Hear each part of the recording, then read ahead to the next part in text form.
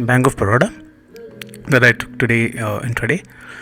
So if we see the first 3-4 candles, let's understand what's happening. There's a bearish hangman here, and then a bear sash, then a kind of a bull sash, but it never got triggered, and then we have an engulfing. So this candle structure of this, let's say 20-minute candle, if we can say, it is a prelude to the fact that we are going to have a pretty good move downside.